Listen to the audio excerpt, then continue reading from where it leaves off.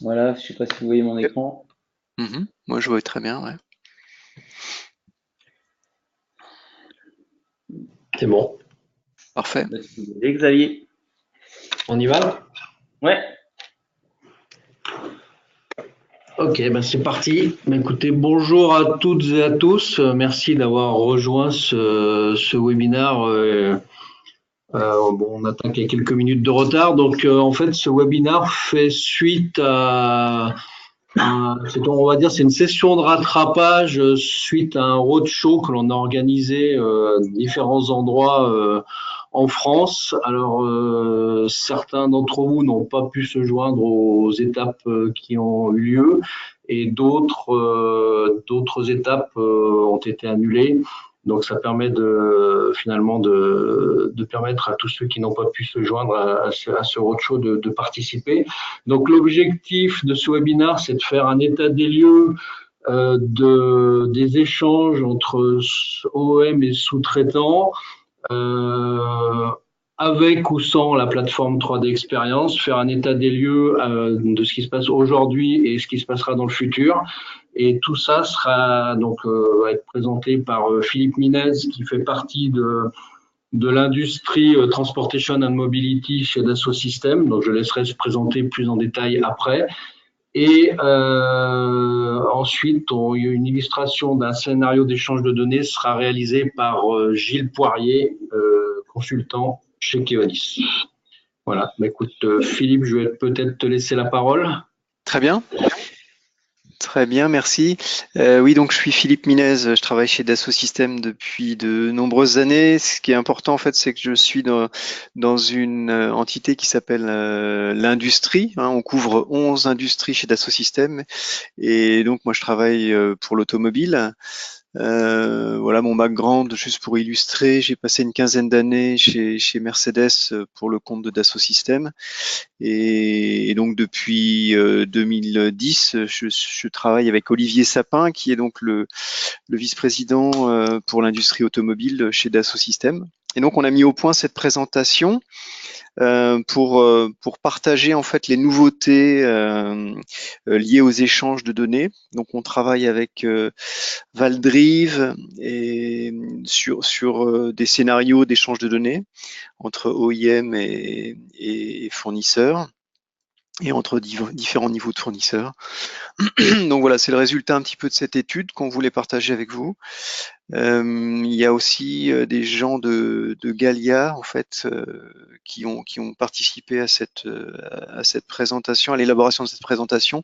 Et il y a d'ailleurs un document très détaillé qui est sur le site de Gallia, si vous êtes abonné à Gallia, qui est disponible aussi.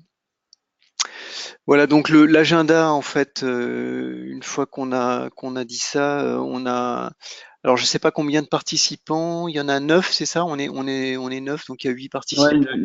une dizaine, ouais, c'est ça. Donc on va pas, D'accord, on va pas faire le tour de table comme on fait d'habitude. Là, on va directement d'accord, enchaîner sur ta présentation Supplier d'accord. Collaboration, une partie de démo, et on terminera par très rapidement les offres. Je reprends la main là, les offres Keonis sur le sujet, comment engager cette transformation digitale dont on va parler au travers de la 3D Experience.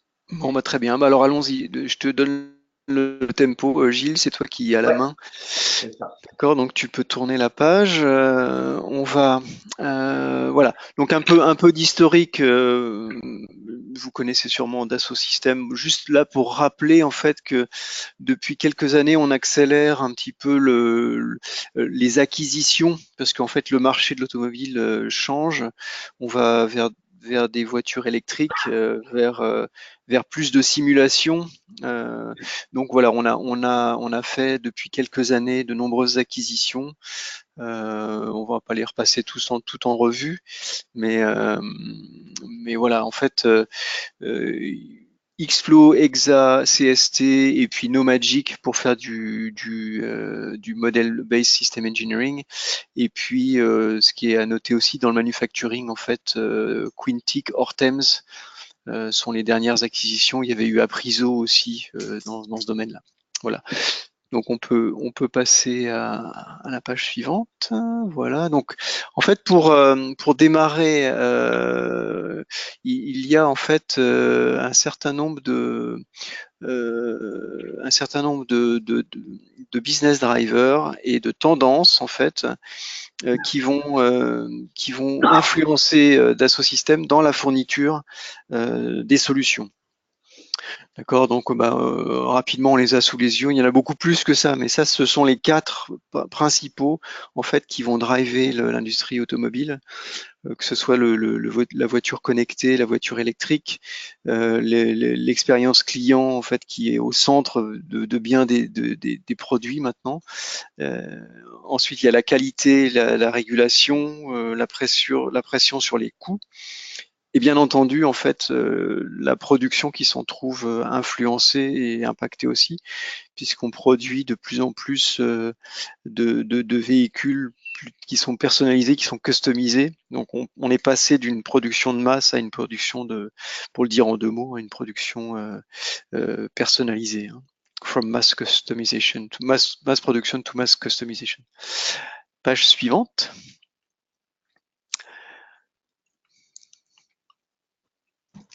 Ah, je suis coincé. T'es coincé, ok. Alors la page suivante, moi j'ai l'avantage de pouvoir y être. Ok, donc ensuite une fois qu'on a dit ça, il faut se rendre compte que bien sûr dans le monde des fournisseurs, vous avez des métiers, tous des métiers différents. Donc des besoins différents et des besoins nouveaux. Donc ce chart, il est juste là pour rappeler il y a bien sûr toutes les parties du véhicule, toutes les parties physiques, mais il y a aussi à prendre en compte tout ce qui est mécatronique, tout ce qui est software et tout ce qui est multiphysique. Donc ça, c'était juste pour rappeler ça. En plus, les systèmes d'énergie propre. Non mais vas-y, passe, c'est bon. Tu peux passer à la suite. D'accord, donc les nouveaux challenges des fournisseurs, donc effectivement, le ralentissement de la croissance, premier quarter 2019, en fait, 5% de production de véhicules en moins. Donc ça influence aussi les fournisseurs. Accélération du changement pour tout ce qui est innovation et sophistication du véhicule. Donc là, on parle de ADAS, hein, Advanced Driver Assistance System, et puis tout ce qui est électrique, véhicule électrique. Et puis de plus en plus de software comme différenciateur en fait aussi. On peut passer au suivant.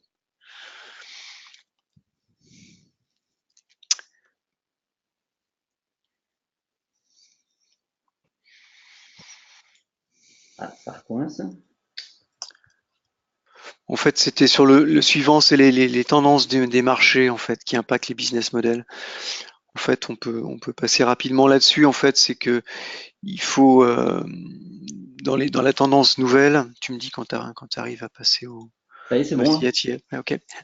La tendance actuelle, en fait, c'est de passer, développer des nouvelles technologies, d'avoir des nouveaux business models. En fait, en un mot, c'est que ce marché est tellement dynamique, même si c'est une industrie qui est vieille d'une centaine d'années, on arrive en fait à avoir une sorte de révolution dans de cette industrie qui fait il faut suivre le rythme pour rester présent sur le marché, développer des nouvelles technologies, transformer les business models, se remettre en question. Alors, bon, en France, la direction générale des entreprises, en fait, insuffle un peu un vent nouveau sur la digitalisation des processus. Concrètement, en fait, on voit que beaucoup de sociétés investissent justement dans la digitalisation des processus. Là, aujourd'hui, on va se concentrer sur concrètement, en fait, quand on travaille de concert avec un OEM ou avec un fournisseur de rang 1, qu'est-ce qu'on va échanger, comment on échange, quelles sont les nouveautés dans les échanges. Vas-y, tu peux passer à la suite. Là, il y avait une petite animation. Voilà, c'est bon. En fait, voilà, on développe une nouvelle génération de véhicules. Alors, on n'est pas tous impactés par ça, mais comme tous les OEM se mettent en fait à développer des véhicules électriques, bah, il y a quelques changements qui vont s'opérer en fait, hein. On demande de construire de plus en plus léger. Bah, si on fournit par exemple n'importe quel organe dans une voiture, que ce soit une pompe de refroidissement, que ce soit en fait un équipement, un siège, etc. Il faut qu'il soit de plus en plus léger. On doit gérer en fait des problèmes complexes d'électrique, de la climatisation qui prend beaucoup d'énergie. Aussi, on doit l'optimiser, le moteur électrique qui doit être aussi optimisé, refroidi, etc. Le châssis qui est différent, on peut pas en fait faire une voiture comme on fait une voiture électrique, comme on faisait une voiture avec un moteur thermique. Et puis la batterie en fait qui est très complexe, qui est lourde, qui demande de la maintenance et qui pose un problème aussi de recyclage, etc. Donc, et de risque aussi pour l'OIM qui doit mesurer le risque. Et il y a aussi, comme tous les fournisseurs, doivent se poser la question, bah, c'est du make or buy. Est-ce que je le fais moi-même? Est-ce que je l'achète? Donc voilà, il y a toute cette problématique qui rentre dans le nouveau décor en fait de l'industrie automobile. La page suivante. Ok. Donc là maintenant on va attaquer page suivante.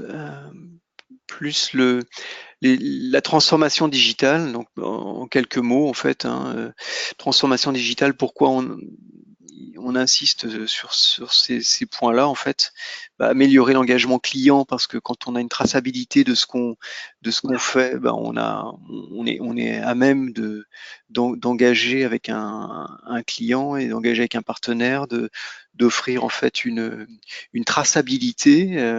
Quand un OEM vous demande bah, éviter les recalls, hein, le sujet qui fâche, hein, être capable de réagir très rapidement et de dire voilà, sur telle et telle série, bah voilà, j'ai travaillé de telle et telle façon, etc. Outiller les collaborateurs, bon, ça c'est offrir en fait aux collaborateurs des outils qui soient des outils modernes, des outils agréables à utiliser et qui puissent attirer des nouveaux talents aussi dans l'industrie. Ça c'est quelque chose de suivant les pays très très demandé. Optimiser les opérations, bah, c'est optimiser en fait les opérations, que ce soit l'engineering, les achats, le manufacturing, les flux, gestion des flux, etc. Optimiser toutes les opérations qui sont liées aux différents process. Et optimiser et transformer les produits, bien sûr, ben ça date pas d'hier.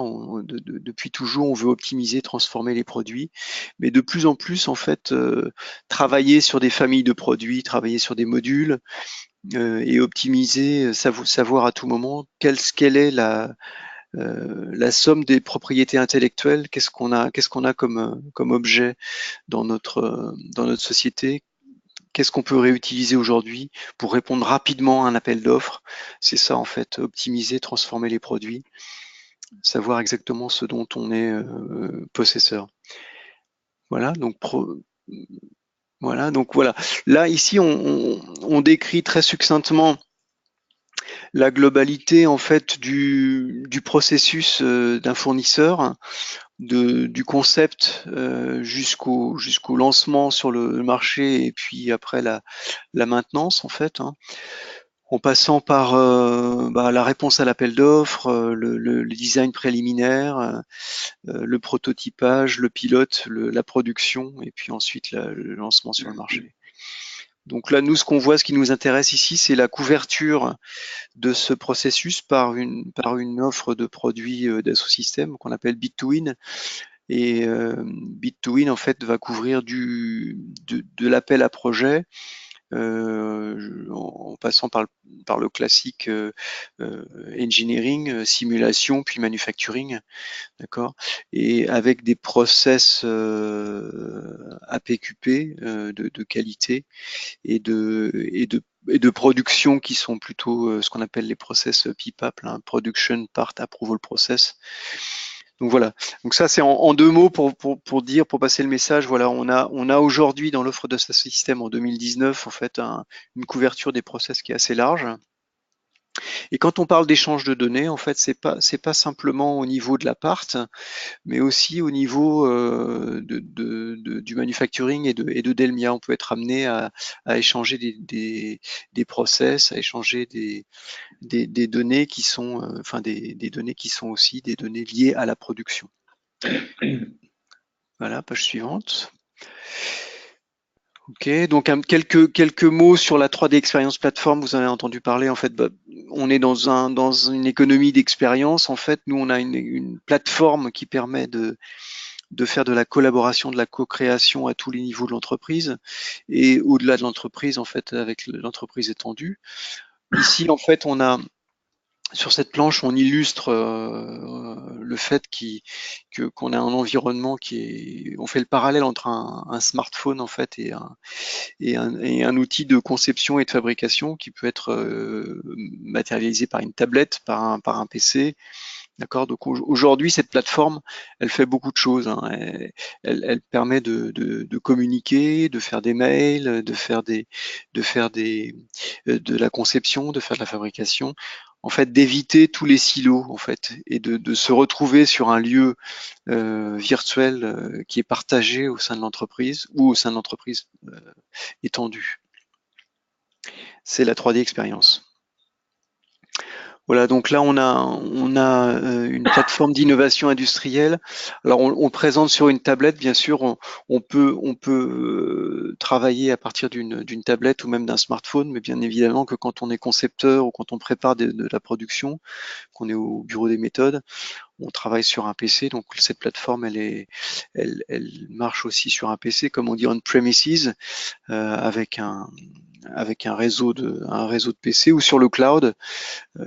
Quand on décide de s'affranchir des coûts de l'IT, en fait, on peut très bien aussi travailler sur le cloud.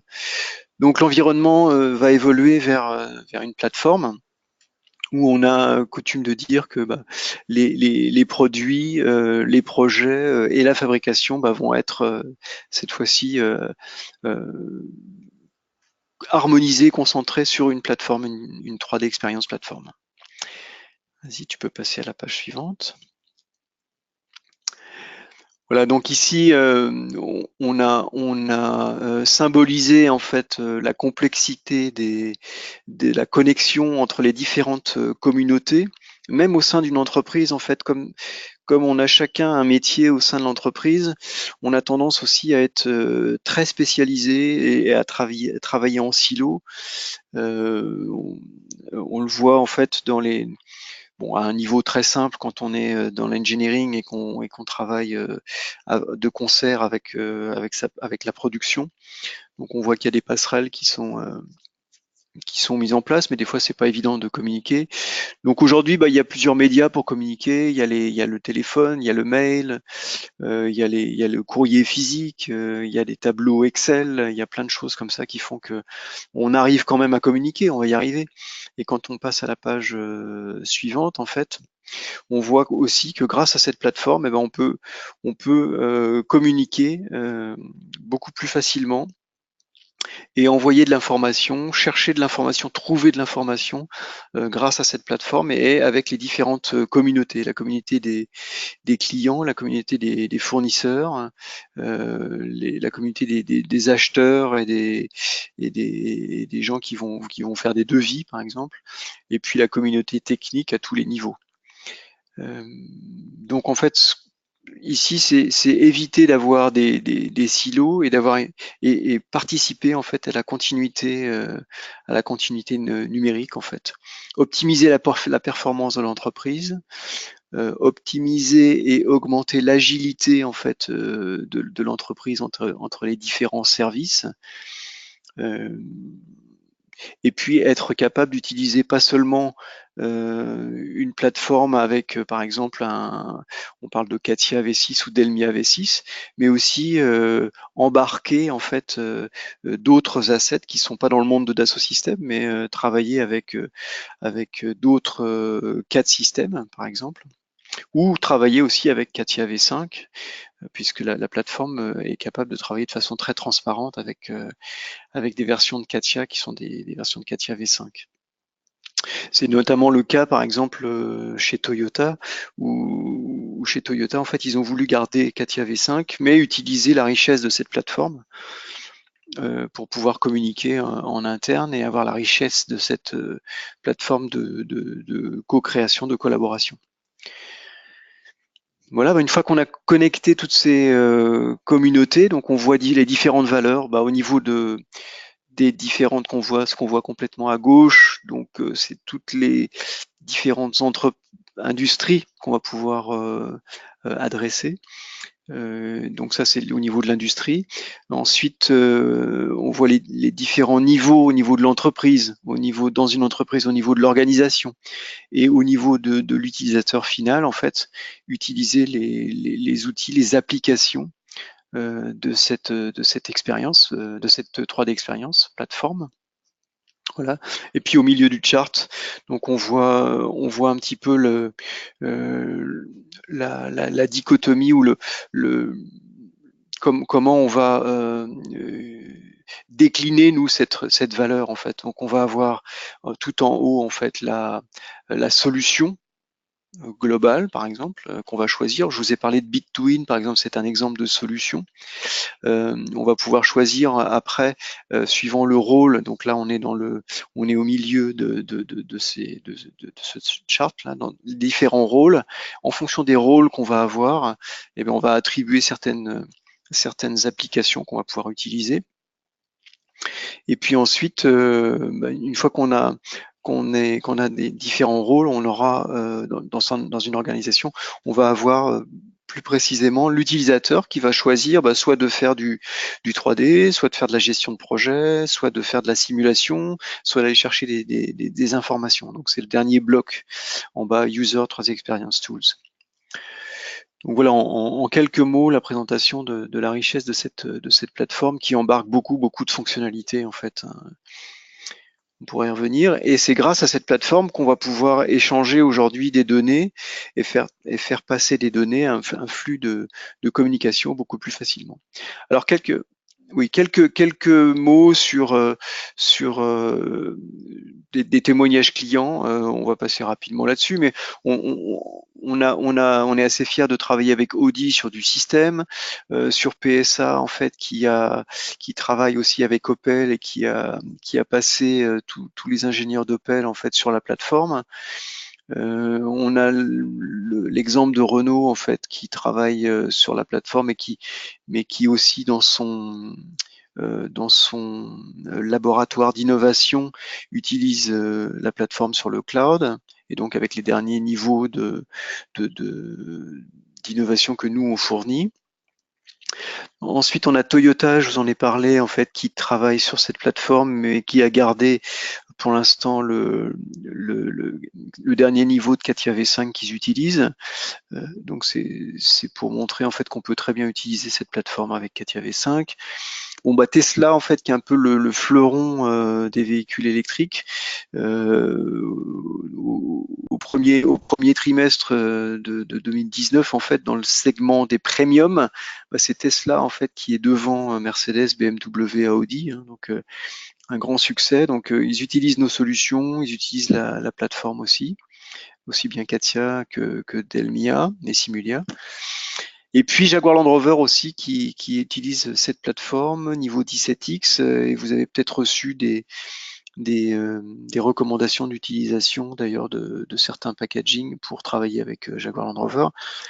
Donc ils utilisent CATIA, Enovia bien sûr et puis Delmia et Simulia ainsi que Exalid aussi. Donc voilà, on peut passer à la planche suivante. Donc ça c'est pour rejoindre un petit peu la tendance des véhicules électriques. Là je voulais juste citer quelques mots et puis vous parler en fait des changements qui impactent aussi les fournisseurs bien entendu.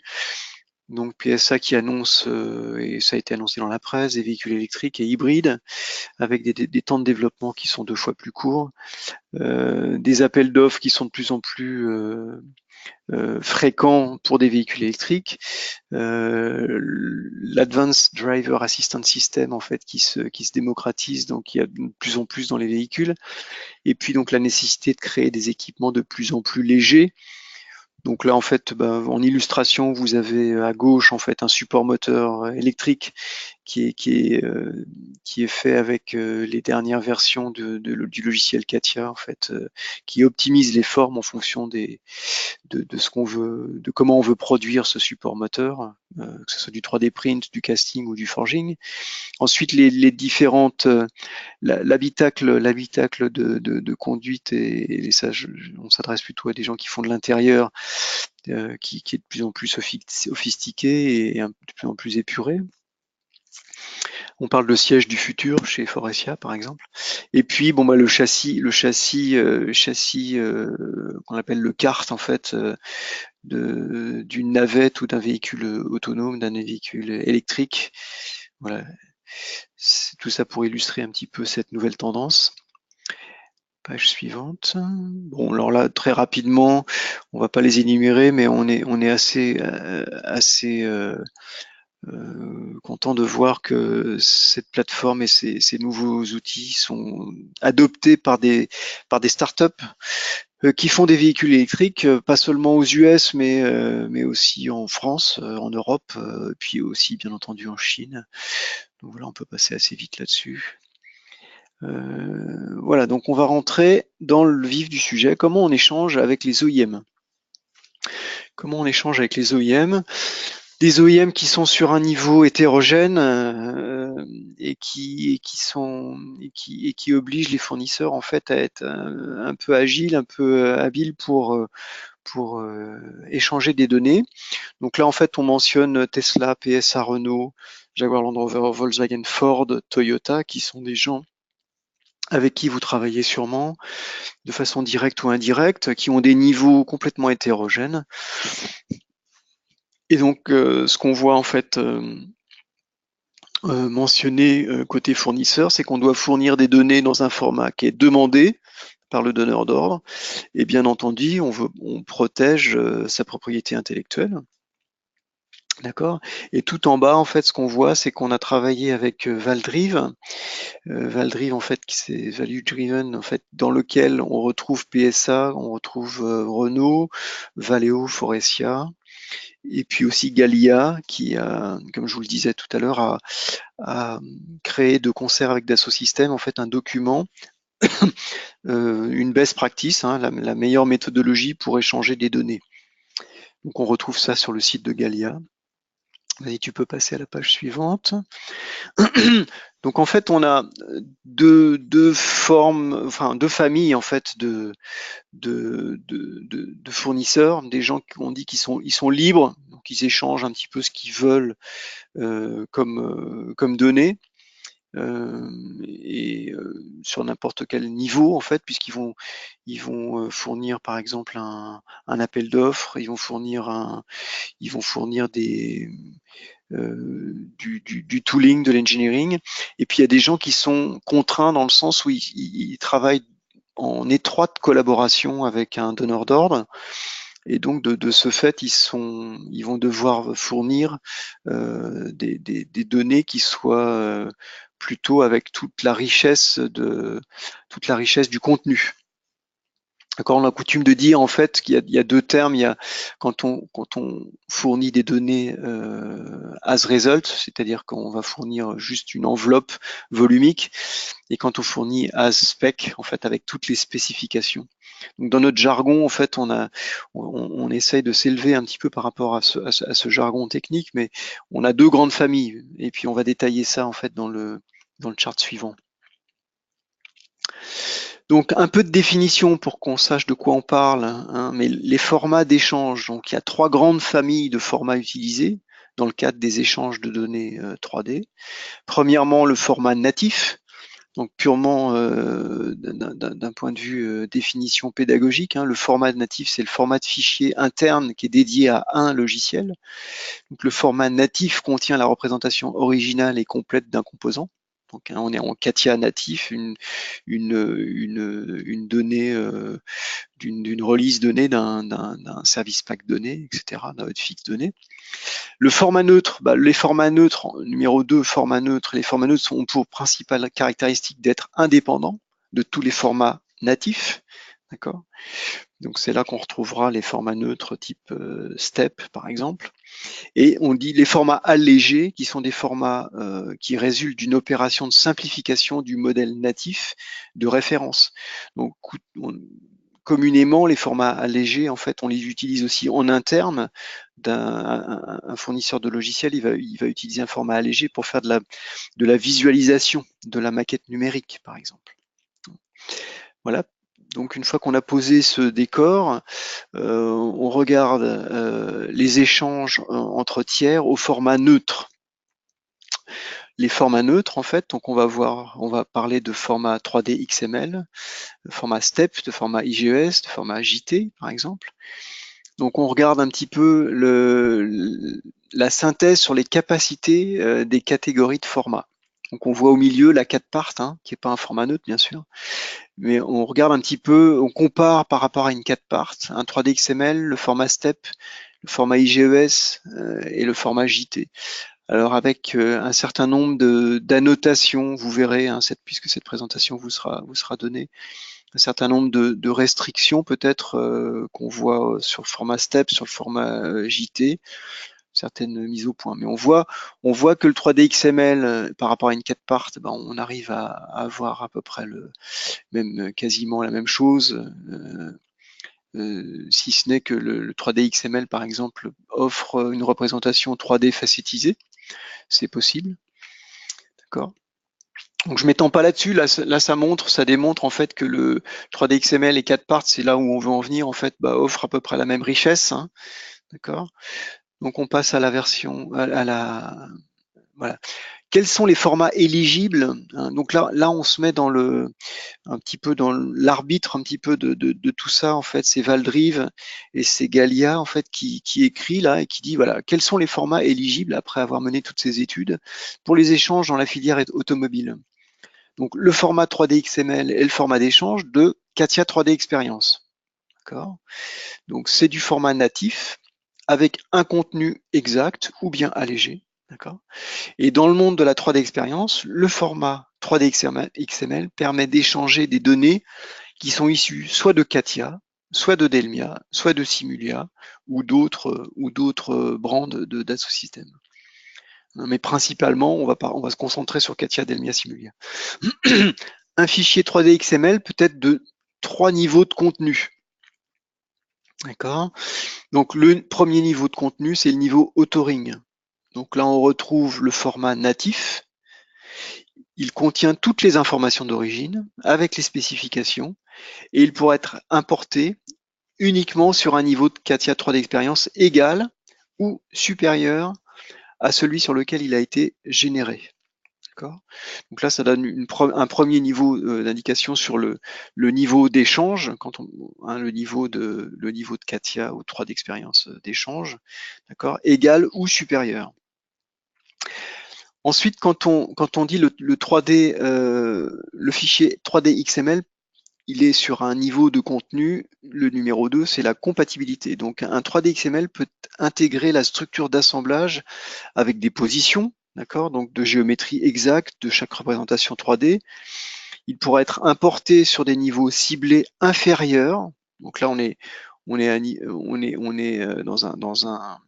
dans une méthodologie qui permet d'aller de redescendre dans un niveau inférieur de CATIA 3D Experience que celui utilisé pour le générer. D'accord. Donc si on importe dans une version égale ou supérieure, le contenu for authoring sera importé. D'accord. Donc là, quand on compare le niveau authoring, on ne peut exporter son niveau que dans un niveau égal ou supérieur. Quand on est dans un niveau de compatibilité, un 3D XML de compatibilité, on pourra l'exporter dans un niveau inférieur ou égal. d'accord. Et enfin, le niveau revue, d'accord, c'est un format qui est allégé et qui contient que des informations et qui ne contient que les informations de la structure d'assemblage, avec les références et instances, avec les positions et les représentations géométriques qui seraient facettisées. Donc en fait, c'est ce qu'on appelle nous le format CGR, Katia Graphical Representation. D'accord. Donc voilà, trois niveaux de contenu qui sont soit le niveau authoring, soit le niveau de compatibilité, ça va être important. Si on a notamment en fait en tant que fournisseur un niveau de Katia qui est supérieur en fait à son donneur d'ordre. Et enfin, le format de revue qui permet de faire de la revue dans une maquette numérique. Ok, donc on va remettre ça en musique, mais de façon moins verbeuse, moins littéraire, on va dire. Quand on reprend un petit peu d'altitude, les échanges entre les OEM et les fournisseurs, d'accord? Les échanges avec des specs, les statistiques disent que c'est 20% en fait des échanges. Donc le format riche, hein, d'accord. Donc le format natif 3D XML ou CATIA V5, d'accord. Donc là les données sont modifiables et on s'aperçoit en fait que c'est à peu près 20% des échanges. Les échanges sans spécification, donc là on va avoir des géométries qui ne pourront pas être modifiées. Le format est natif sans spécification. Alors, on a des petites subtilités qui nous permettent aussi de faire de la cinématique et aussi d'aller voir en fait du tolérancement 3D. D'accord. Donc, on peut utiliser le format natif et on peut aussi utiliser du format neutre. D'accord. Donc là, la spécificité, c'est que les données ne seront pas modifiables. On utilise ça surtout pour faire de la maquette numérique d'un état donné de la maquette, en fait, à l'instant T. D'accord. Ok, page suivante. D'accord, donc là, on se met dans le cas d'un échange de CATIA 3D Experience vers CATIA 3D Experience. Quand on fait un échange, en fait, on fait un export 3D XML pour faire de l'authoring, d'accord? Et on va importer, ou le donneur d'ordre qui reçoit ça, ou le fournisseur qui reçoit ça, va importer un 3D XML comme une référence ou comme un nouvel objet, d'accord? Donc ça, c'est si vous pratiquez déjà Gilles va nous mettre en musique un petit peu ça de façon interactive. Et la page d'après, c'est quand on retourne vers CATIA V5, d'accord. On est dans un 3D expérience CATIA V6 et on retourne vers CATIA V5. Donc là, on va utiliser un batch qui nous permet en fait de convertir la géométrie avec toutes les spécifications et on va synchroniser en fait de la géométrie CATIA V6 dans une version CATIA V5. Et Dassault Systèmes en fait produit des releases qui sont synchronisées. Par exemple, on sait que Volkswagen est sur un niveau de version CATIA V5. On va vous dire quel est le niveau de 3D expérience qui est synchronisé avec ce niveau de CATIA V5 qu'utilise BMW ou d'autres donneurs d'ordre qui sont encore en V5. Donc page suivante. Ok, et donc là, dans le cas quand on veut uniquement la géométrie, sans l'IP, sans les spécifications, mais qu'on veut être capable, dans le cas d'un siège, de rejouer de la cinématique, on utilise ce batch. En fait, on passe de la 3D expérience CATIA V6 à un niveau de synchronisé de CATIA V5. Et donc là, on utilise la géométrie qui est convertie comme un résultat, d'accord, et encore une fois donc avec un niveau de synchronisation. Et donc dans ce cas-là, on n'a pas tout le contenu en fait des features des données de cette 4part. La page d'après. Donc voilà. En résumé, en fait, quand on s'est dit que le format d'échange en fait de la 3D expérience CATIA V6, c'est le format 3D XLM, ouais, 3D XLM. Donc on regarde un petit peu ce qui se passe quand un donneur d'ordre va échanger vers un niveau de CATIA 3D Experience, par exemple le dernier niveau de version, la 19X, d'accord. Donc quand on descend vers cette 19X, ben, on s'aperçoit que quand on est à un niveau supérieur, ben, on va envoyer en fait du BIREP. Donc ça, c'est le niveau complètement à droite. Et quand on est sur un même niveau ou sur un niveau inférieur, on pourra bénéficier en fait de toute la spécification de la géométrie.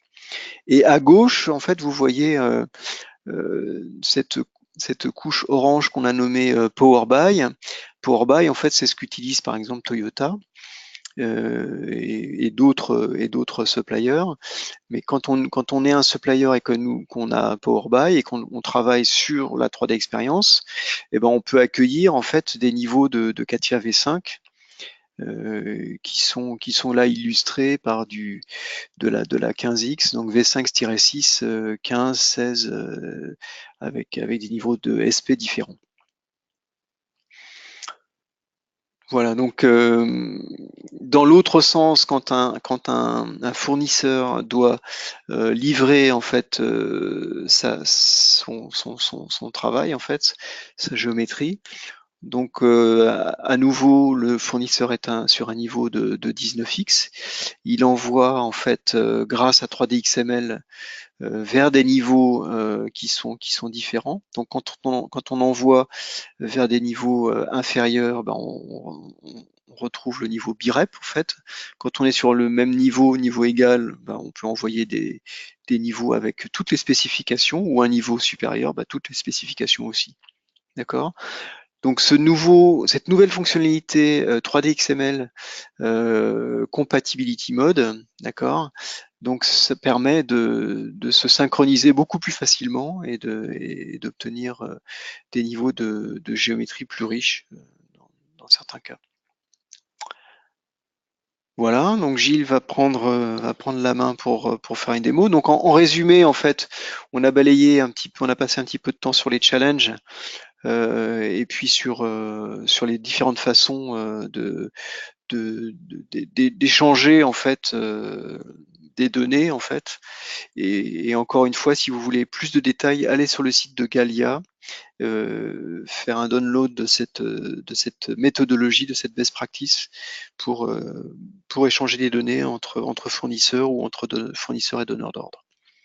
Je vous remercie pour votre attention et je laisse la main à Gilles pour la démonstration.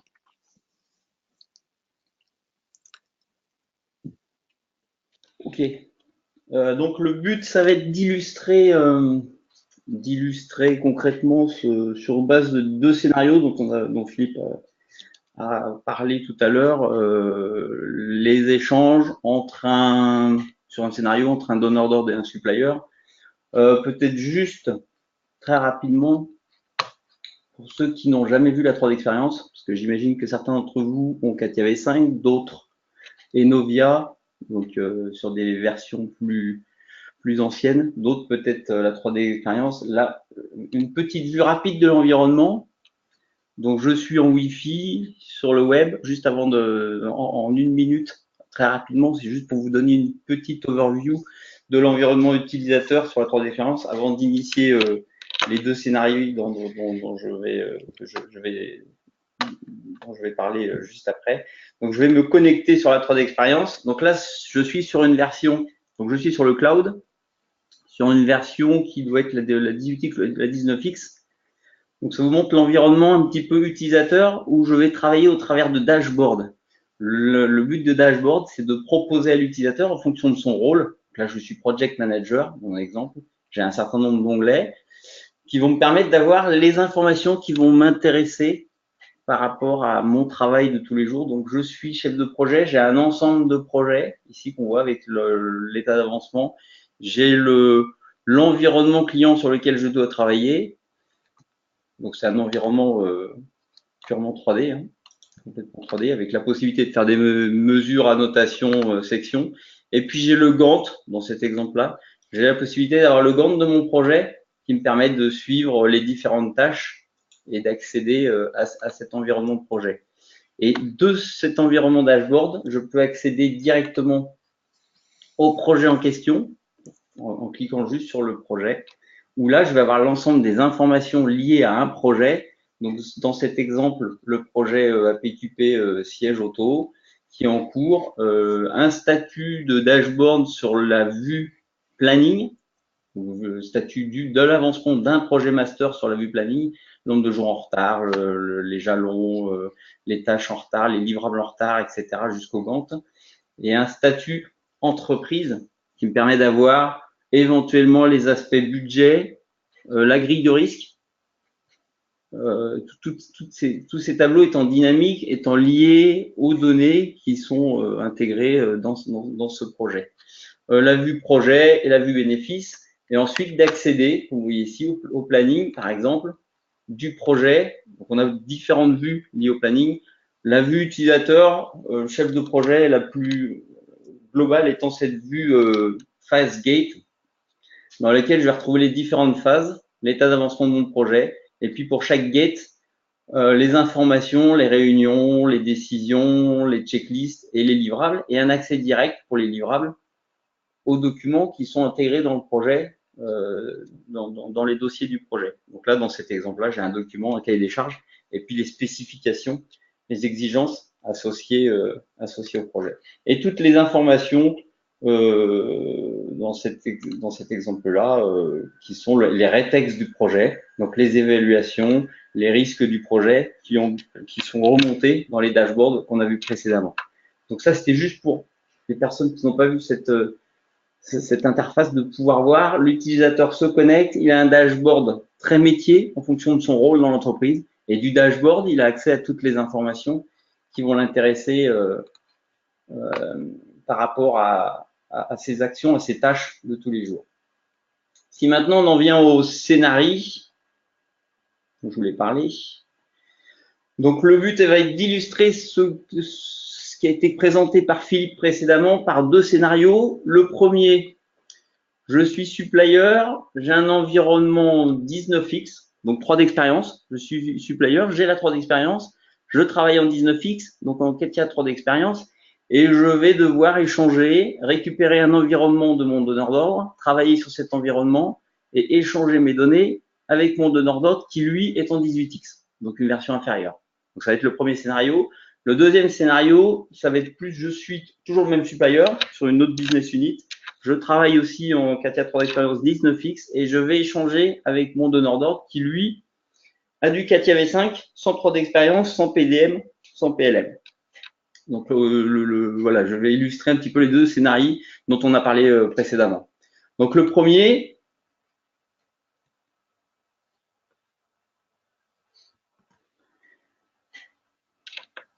donc voilà, le premier, je vais un petit peu dérouler ce scénario. Je suis donneur d'ordre, je vais partager un assemblage global automobile à mon supplier. Le supplier va y intégrer un de ces assemblages et va le renvoyer au donneur d'ordre. Donc premièrement, ce qu'on voit, c'est un petit peu ce que j'ai présenté précédemment, c'est le dashboard du supplier qui est en 19x. Il a un ensemble de projets master, qu'on voit ici sur cette fenêtre. Il travaille en multisite et ce supplier a deux business units. Une première qui travaille sur le système de frein, c'est ce qu'on voit ici, avec le Gantt du Project Master associé dans ce dashboard. Bon, c'est ce qui permet d'aller visualiser directement l'assemblage sur lequel il travaille dans ce projet master, de voir un petit peu comme on a vu précédemment le Gantt. Et il a une deuxième business unit qui, elle, travaille sur un autre site, sur des systèmes de siège, avec de la même façon le Gantt du Project Master associé. Un Project Master pouvant être lié à X projets pour chaque pièce, par exemple, ou pour d'autres, ou pour des variantes de pièces. Et tout ça dans un environnement multisite. On voit les différents sites en France, en Inde, etc.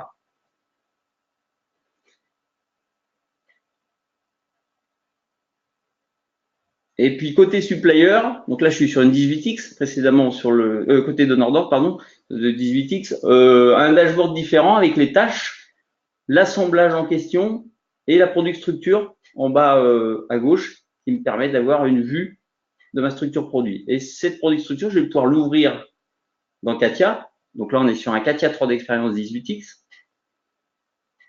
directement de la 3D Experience. Et l'objectif va être d'exporter une partie de mon assemblage à mon supplier. Donc là, je suis bien sur une 18X, je suis donneur d'ordre. Je charge mon assemblage dans mon CATIA 3D Experience. Donc là, c'est des temps réels. Je vais vraiment faire la vidéo telle que. Donc j'ai mon assemblage global, donc le contexte de travail pour le supplier. Et je vais exporter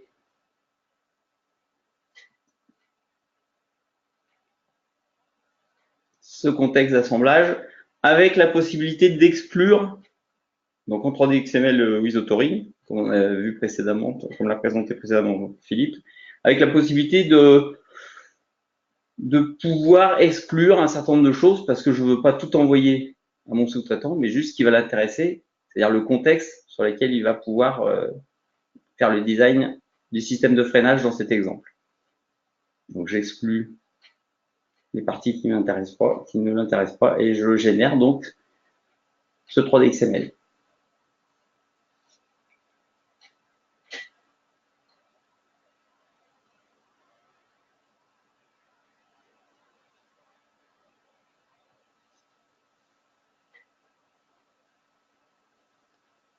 Voilà, l'export étant réalisé, je me positionne côté supplier, donc avec ma 19X. Je me mets côté BU système de freinage. Je vois toujours mon projet, la product structure, et puis un de mes systèmes de freinage sur lesquels je travaille. Et dans cet exemple, j'ai reçu de mon donneur d'ordre tout l'environnement de travail, et je vais aller l'importer dans mon CATIA 3D Experience. Je lance directement de la plateforme de 3D Experience, et je vais aller importer le 3D XML reçu pour travailler sur cet environnement.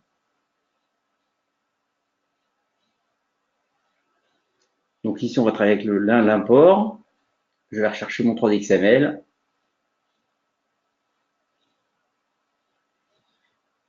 Que je vais charger dans mon environnement.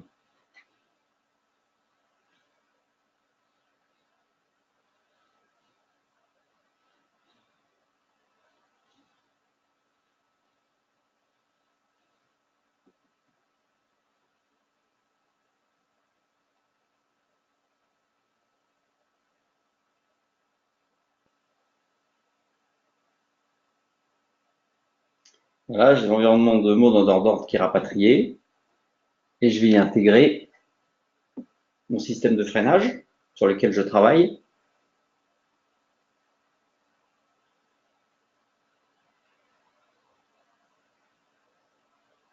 Dans une insertion et une recherche.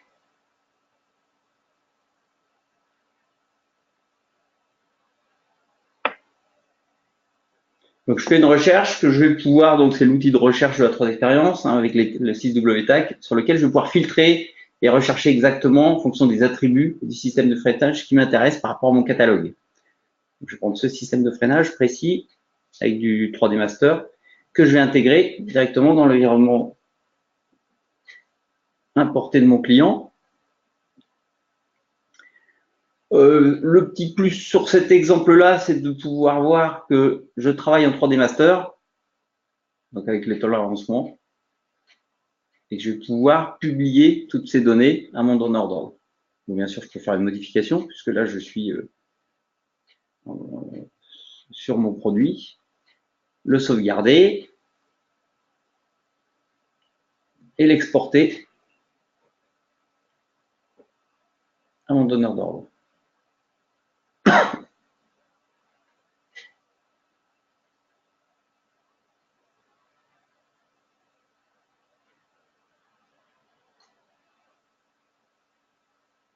À ce niveau-là, faire l'export en mode authoring.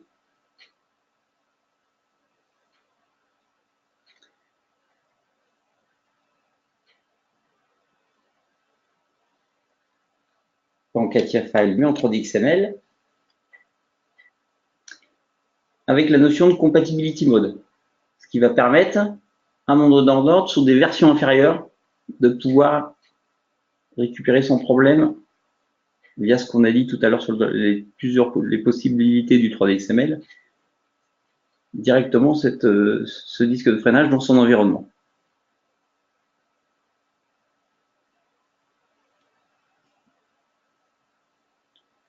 Et je vais me repositionner donneur d'ordre.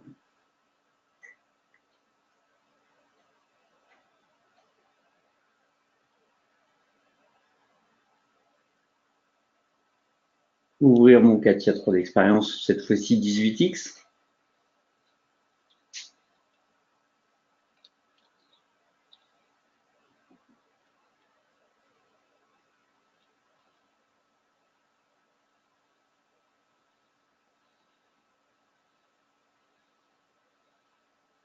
Voilà, et y intégrer par un import le système de freinage que m'avait envoyé nos fournisseurs. Donc directement par un glisser-déposer.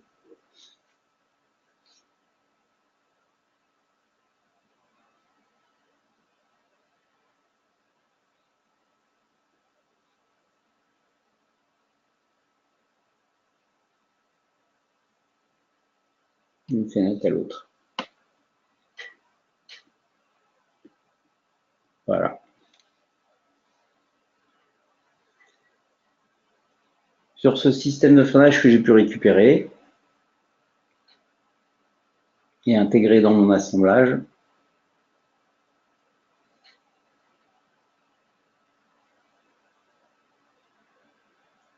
je vais pouvoir l'ouvrir et avoir les mêmes informations qu'on a vues précédemment côté supplier, même si je suis as result sur les notions d'annotation de 3D Master. Sans pouvoir bien sûr les modifier, mais au moins les visualiser.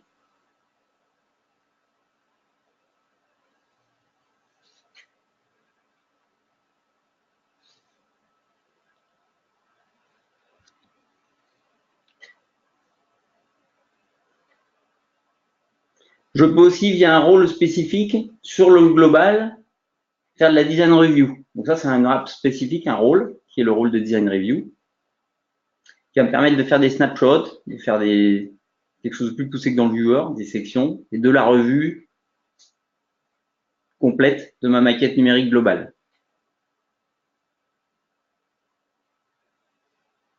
Et cela avec un assemblage qui était généré d'une certaine version et un système de freinage d'une version N-1.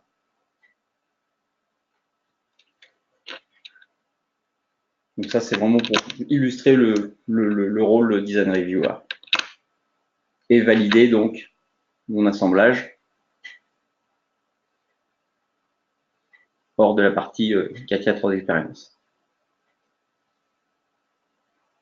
Voilà pour ce premier scénario.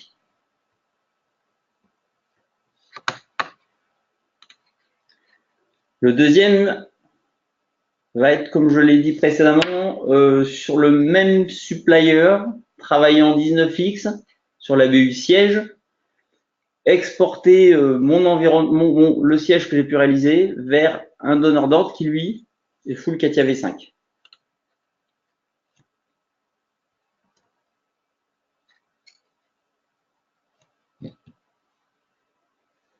Donc, je reviens côté supplier. Je suis sur la BU siège, donc toujours avec la liste de mes projets, le projet master et le Gantt en bas à droite, et d'ouvrir le siège, mon CATIA 3D Experience, donc là en 19X.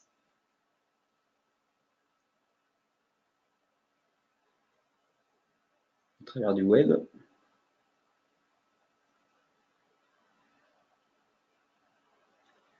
Je vais rechercher mon siège.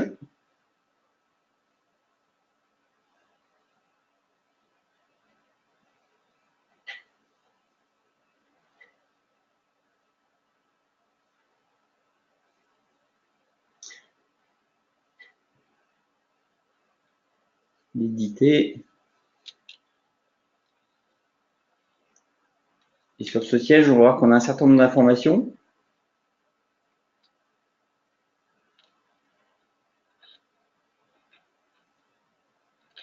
Puisque j'y ai ajouté un petit peu de cinématique que je vais vouloir aussi exporter à mon donneur d'ordre. Ainsi rejouer les positionnements et les fonctions de ce siège.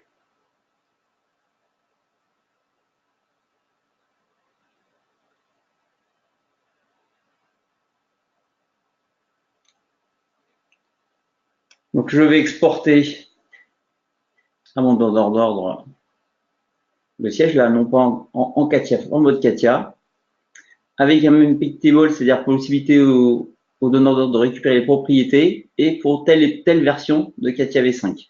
Vous voyez, de la R 2012 à la R 2019. En mode coexistence.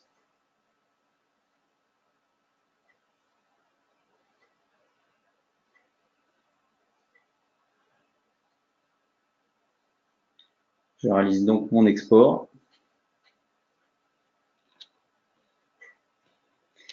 Un rapport de contrôle de mon export sur toutes les données exportées en mode Katia V5.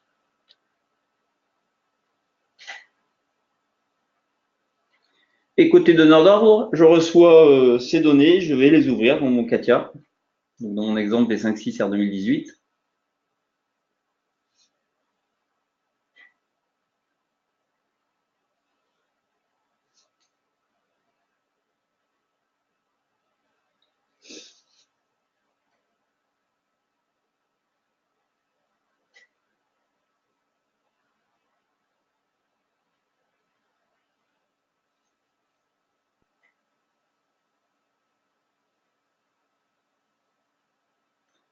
Je récupère donc complètement mon siège.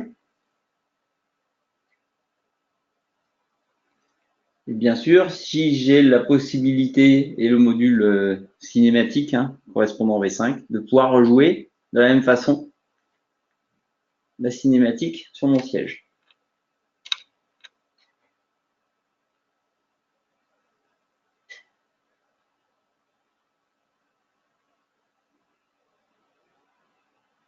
Alors bien sûr, j'ai récupéré les données et sous forme référence. Ce qu'on va voir là, c'est que j'ai vu des publications, toutes les informations du design, quand je suis sur un SolidMore, as result. Voilà pour l'illustration des deux scénarios dont parlait Philippe. Il y en a d'autres, mais c'est les deux principaux qu'on peut retrouver dans les échanges aujourd'hui automobiles entre un supplier qui a une 3D expérience récente et un donneur d'ordre qui, lui, a soit une version nettement inférieure, soit du Katia V5. Merci Gilles. Et pour finir, alors très rapidement, c'est un petit peu en dehors des échanges, mais quand on parle de la 3D expérience, on parle d'un projet d'entreprise, une plateforme d'entreprise, et on a un certain nombre, on a mis en place chez Keonis, chez Cenit, un certain nombre d'offres qui vous permettent d'assurer cette transformation, d'éviter de partir, parce que ça peut être une problématique pour une TPE, une PME, PMI, voire une grosse entreprise, vers un projet tunnel. Et au travers de ces offres, alors, bon, c'est des trigrammes, le CDA, le R4C, R2G, Flex Plus, donc le CDA, on va très rapidement vite, c'est je veux démarrer sur la 3D expérience, mais le but étant de dire qu'est-ce qui est prioritaire, quels sont vos besoins, quelle est la roadmap qu'on peut mettre en place pour la mise en place de cette 3D expérience. Donc, on va définir avec vous cette roadmap et la restituer à votre entreprise. Ensuite, on a deux offres R4C, R2G, Ready for Cloud et Ready to Grow. La première étant liée au cloud, la deuxième étant liée à la plateforme intégrée chez vous. C'est deux starter kits qui permettent de démarrer très vite sur la 3D expérience. C'est une offre pré-packagée, pré-customisée, qui est issue d'un certain nombre d'années de mise en place de cette 3D expérience et sur lequel on a les mêmes besoins un petit peu, que ce soit, là on est plus large que l'automobile, hein, que ce soit supplier automobile, supplier aéro, et qui va vous permettre, sur un projet sécurisé, puisqu'on est sur ces offres au forfait, de déployer les premières briques de la 3D expérience. Et le dernier sujet qui est un petit peu en dehors, c'est ce qui va vous permettre, dans un cadre multi-donneur d'ordre, de pouvoir gérer vos environnements CATIA, que ce soit CATIA V5, que ce soit CATIA 3D Experience, mais aussi tous les environnements connexes avec vos donneurs d'ordre, vos sous-traitants.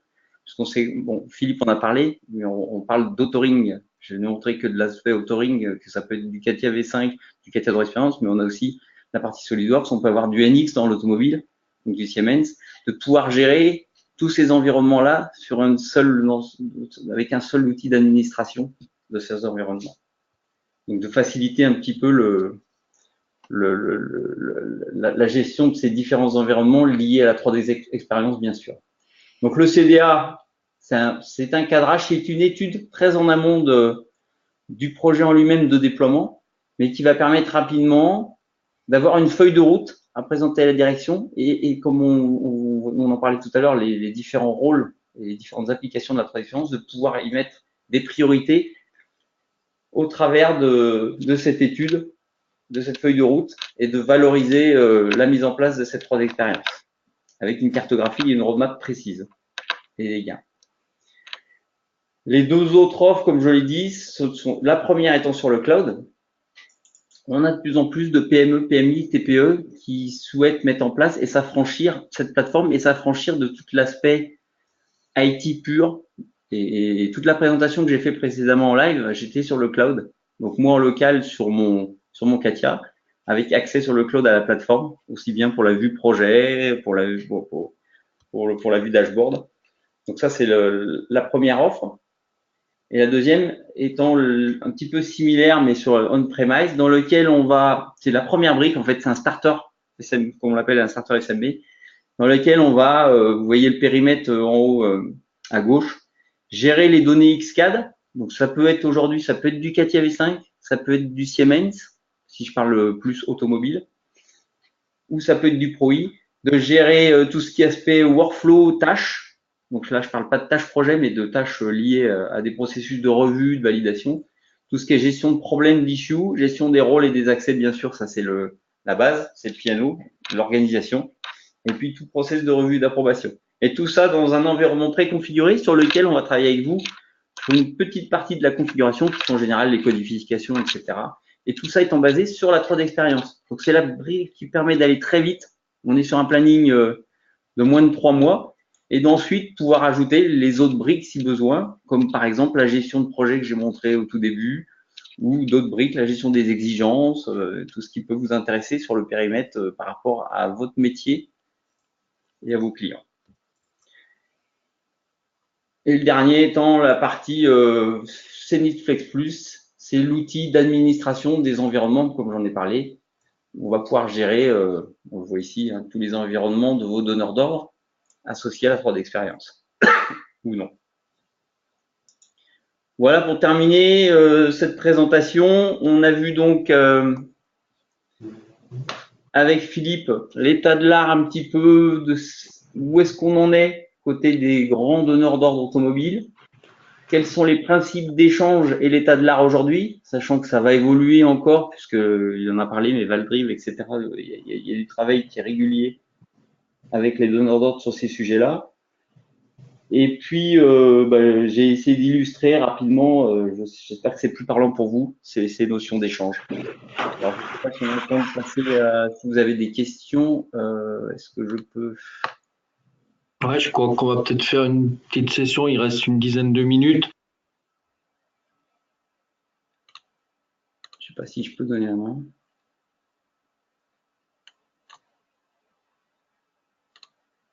Je sais pas comment on fait. J'avais plus de son, donc merci Gilles pour la deuxième. Ah ouais.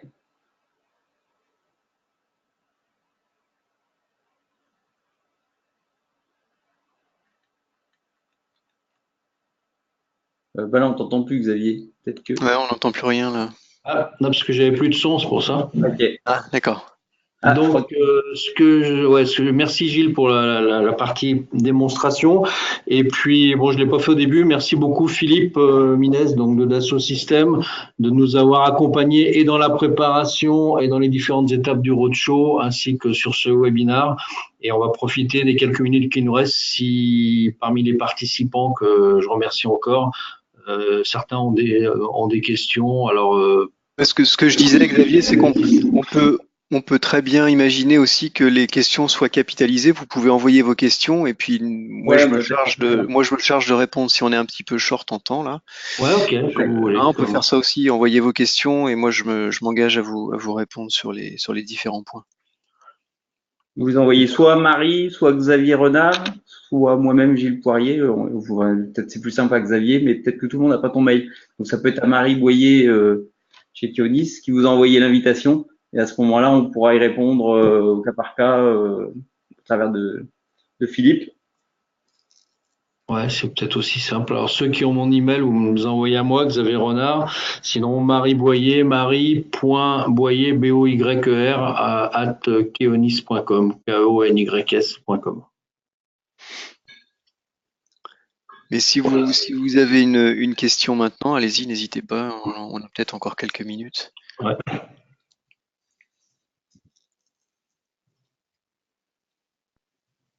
En fait, je ne sais pas si les gens ont accès. C'est ça que je me... Tu veux dire au niveau du son? Ouais, je suis pas sûr. En fait, je vois que Monsieur Cuny a une petite main, mais je l'entends pas, donc je sais pas du tout si.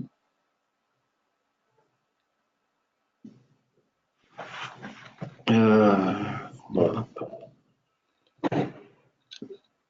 Et sinon, si tu peux pas activer le son, toi, directement, Gilles, Ben, pour tous. si, mais ça ne l'active pas en fait. Si, je sais pas si Alain il sait faire, mais. Je l'ai déjà utilisé ça, mais. Attends, je vais le faire manuellement au cas où. Comme ça, j'y arrive. Là. Manuellement à part, j'y arrive. Sur toute la globalité, j'y arrive pas. Comme ça, on va le faire sur tous les. Il n'y en a pas non plus 50 000. Oui, vous avez activé le son là. Ouais, c'est ça. Voilà. Ouais, je vois, Voilà. c'est activé. J'y arrive. J'y arrive. J'ai presque fini. J'arrive pas à le faire en global. Je sais pas pourquoi. Bon, voilà. Donc, si certains ont des questions, il n'y a pas de souci. Si Monsieur Cognier a une question, allez-y.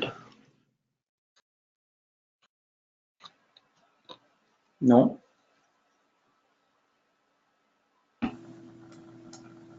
Voilà, c'est Monsieur Philippe. J'aurais voulu savoir si vous nous partagiez votre PPT de présentation. Oui, tout à fait. Il n'y a pas de souci. On va dire à Marie de l'envoyer l'envoyer à l'ensemble des Participants. Partager le PPT, voire même, alors les vidéos, ça peut-être plus compliqué, mais je peux, en fonction de vos demandes, si vraiment vous êtes intéressé, il y a moyen de partager les vidéos.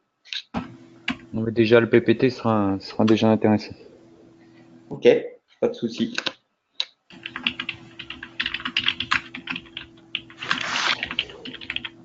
Ok, il n'y a pas d'autres questions, on va peut-être. Xavier, je sais pas, on va arrêter. Ouais, bah, s'il n'y a pas d'autres questions, si vous avez une question, manifestez-vous maintenant, dans les quelques secondes. Sinon, bah, on va donc fermer ce GoToMeeting. Vous recevrez la présentation comme on l'a dit, puis on reste à votre disposition pour répondre aux questions complémentaires que l'on transmettra, à Gilles et puis à Philippe chez Dassault Systèmes. Voilà. Ok, Donc, ben on vous remercie. Merci à tous. Merci bien. Merci beaucoup, merci pour votre attention. Au revoir. Au revoir.